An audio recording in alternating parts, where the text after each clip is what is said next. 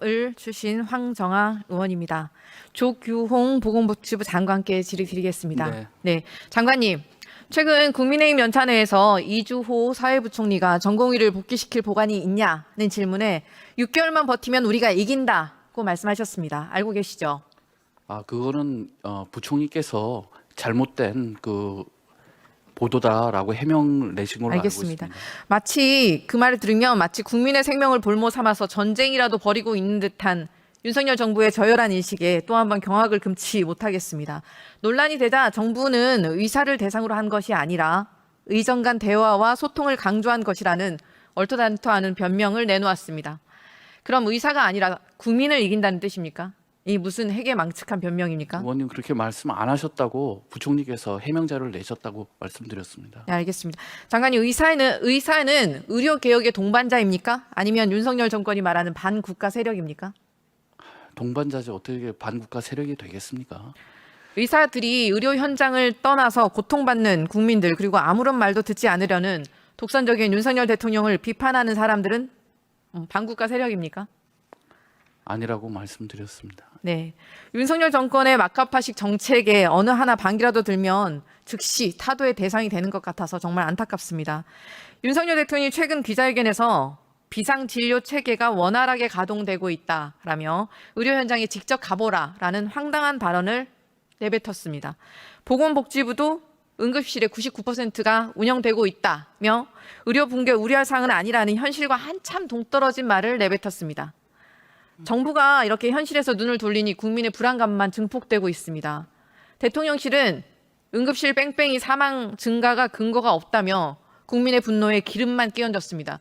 장관님 혹시 의료 현장에 가보셨습니까? 예, 가봤고요. 대통령님께서 말씀하신 거는 여러 문제가 있지만 비교적 돌아간다 이런 말씀을 하셨고 현장에서 문제를 해결해야 된다는 취지로 말씀하신 걸로 알고 있습니다.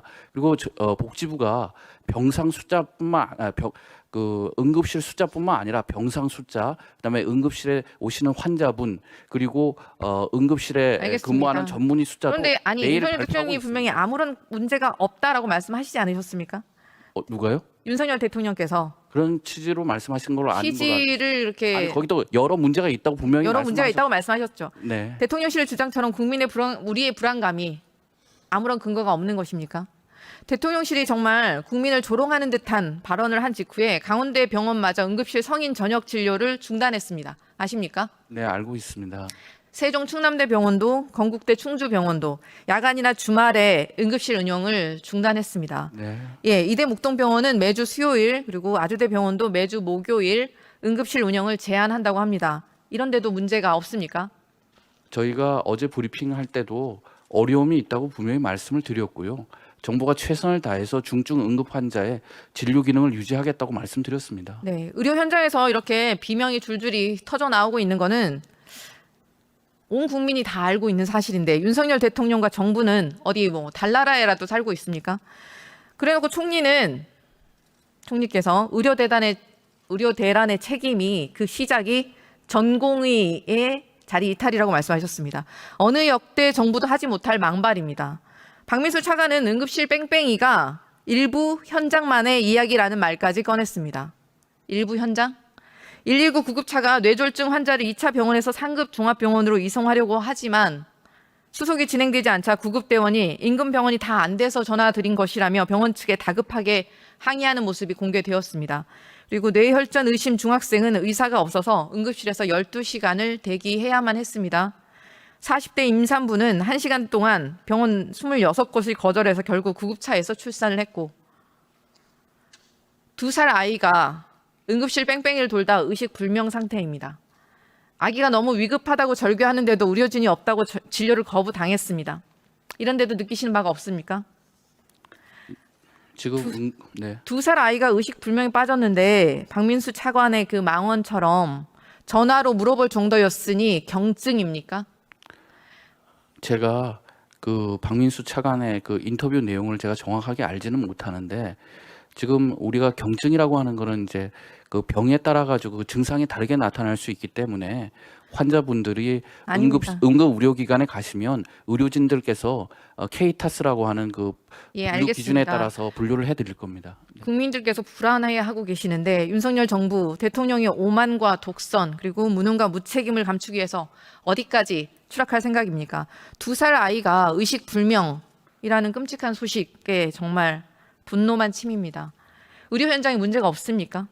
언제부터 대한민국 정부가 국민의 목숨을 담보로 베팅을 일삼는 도박꾼이 되었습니까?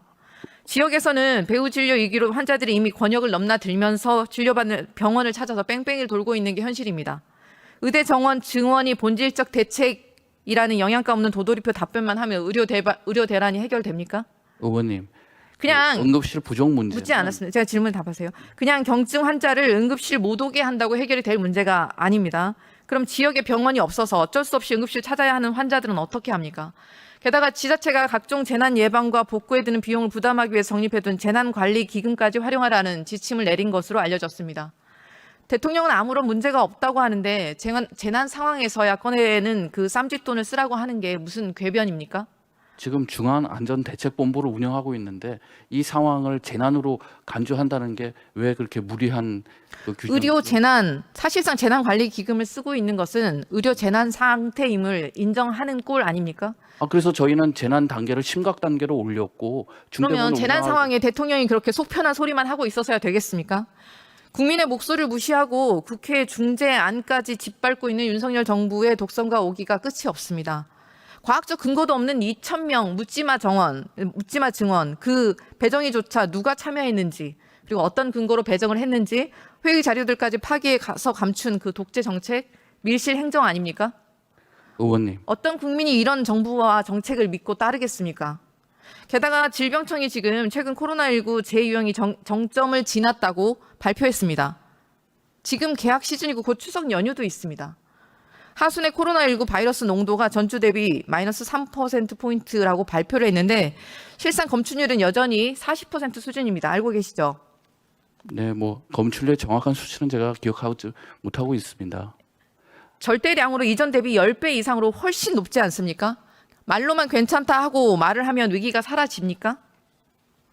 의료 현장에서 응급 환자가 몰리는 추석 연휴에 코로나19 유행까지 겹치며 의료 대란이 더 커질 거라는 우려가 속출하고 있습니다. 그렇지 않습니까? 의원님, 그건 질병청장한테 한번 질문해 보시죠. 그 환자 수나 입원 수가 확연히 감소되는 것은 사실입니다. 네, 의원님, 저희가 다층적인 감시 체계를 운영하고 있고요. 입원 환자뿐만이 아니라 또 그 하수 감시, 또 병원체 감시를 다 수행하고 있는데 모든 감시 체계에서 그 수치가 떨어지는 것을 저희가 과학적으로 분석해서 발표하고 있는 겁니다. 현장에서의 체감과는 너무나 동떨어진 아니라는 상황 판단이라고 생각이 들고요. 그렇지 않습니다, 의원님. 저희가 정확하게 다 분석해서 발표한 건데 그 확실히 보시고 말씀하십시오. 네, 맞습니다. 숫자는 보고 있고요. 실상 검출률은 여전히 40% 이상이지 않습니까? 그래서 본인보다 중증인 분들에게 응급실을 양보하라라는 게 무슨 대책입니까? 응급실은 아무런 문제도 없다라는 말만 반복하는 정부를 보면서 코로나19 재유행에 대한 대응은 물론이고 의료 붕괴 사태를 어떻게 막을지 의원님, 정말 막막하기만 답변할 합니다. 시간을 좀 주시겠습니까? 답변하시겠습니까? 예, 정부가 아무런 문제가 없다고 말한 적 없고요. 문제가 있지만 최선을 다하겠다고 말씀을 드렸고요. 그다음에 아까 과학적 근거가 전혀 없다고 했지만 고등법원 판결문을 보면 충분하지는 않지만 절차적 타당성과 합리적 근거를 가지고 있다고 판결을 했습니다. 그렇게 일방적으로 말씀하시면은 국민들이 오해하실 수 있습니다. 아닙니다. 여전히 그럼에도 불구하고 코로나 바이러스 농도도 여전히 수치는 그대로 있고 그리고 과학적 근거가 없다고 하지 않았고 여전히 존재한다고 그러한 위기는 여전히 존재한다고 의대 말씀드렸고요. 정원과 관련해서요. 네네네 알겠습니다. 대통령은 본인의 오만과 독선을 고치기는커녕 추석 의료 특별대책에 만전을 기해라라고 유체이탈 화법에 지시만 내리고 있습니다. 윤석열 대통령이 국민의 생명을 책임지는 게 국가의 의무라고 지속적으로 강조해 왔습니다. 오만과 독선의 국정으로부터 국민의 생명을 헌신짝처럼 버리는 무도한 정권에서 벗어나길 바랍니다. 잠시 주목해 주시기 바랍니다. 구독자분들에게 특별한 선물을 준비했는데요. 제가 항상 여러분들 때 강조드리는 말씀이 있습니다. 이슈와 뉴스만 꾸준히 챙겨보셔도 충분히 돈을 벌 수 있다고 말씀드리는데요. 여기 보이시는 채널의 영상을 보시면 어떤 생각이 드시나요? 그냥 눈에 보이시는 뉴스와 영상만 보시고 아무 생각이 없으신가요? 그렇다면 저는 잘못된 것이라고 말씀드리고 싶습니다. 그 이유가 무엇이냐면 제가 8월 초에 뭐라고 말씀드렸나요? 지금은 바이오에 관심을 가져야 한다라고 뉴스만 보고 넘기지 마시고 투자를 직접적으로 생각해봐야 한다고 말씀드렸는데요. 이런 썸네일들과 영상을 통해서 충분히 구독자님들께도 전달이 되셨을 겁니다. 이런 바이오 이슈가 되었을 때 부자들은 어떻게 생각할까요? 바이오 관련주는 무엇이 있는지, 어떤 종목이 가장 좋을지, 어디에 투자해야 돈이 몰릴 수 있는지 자연스럽게 생각한다고 말씀드렸습니다. 지난번에 구독자분들과 함께하는 주식으로 수익 내기를 진행했었는데요. 100% 무료로 진행을 했고 이 사진을 보시면 아시겠지만 구독이라는 문자 메시지를 남겨주신 모든 시청자분들께 이렇게 바이오 관련주 중에 가장 급등할 확률이 높은 딱 한 종목을 드렸습니다. 8월 13일에 우정바이오를 추천해 드렸습니다. 여기 나와 있는 사진을 보시면 정확히 얼마에 매수하고 어떤 종목을 사야 하는지, 어느 지점에 팔아야 하는지 이런 부분들까지 여러분들에게 정확히 알려드렸는데요. 실제로 많은 분들께서 수입을 보셨습니다. 오른쪽을 보시면 아시겠지만 8월 13일에 우정바이오를 소개해드리고 나서 실제로 며칠이 지나지 않고 이렇게 주가가 상한가가 되었습니다. 당시에도 굉장히 많은 분들이 제가 드린 이 종목으로 수익을 내셨습니다. 지난번과 똑같이 구독이라는 문자를 보내주시면 이번에 이슈가 되고 있는 주식 중에 앞으로 대장주의 구시를 하면서 주가가 가장 크게 상승할 한 종목을 시청자분들에게 문자로 종목명과 사고자 하는 시점을 모두 알려드리겠습니다. 이 영상을 보시고 계시는 시청자분들 중에 종목이 궁금하다 하시는 분들은 남녀노소 시간대 상관없이 이렇게 상단에 번호를 항상 남겨놓고 있습니다.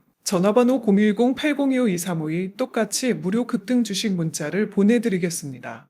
돈을 받는 것도 아니고 투자를 대신해 드리는 것도 아니고 부담 없이 구독 문자 보내주시면 되십니다. 수익이 나신다면 구독과 좋아요 한 번씩 부탁드립니다.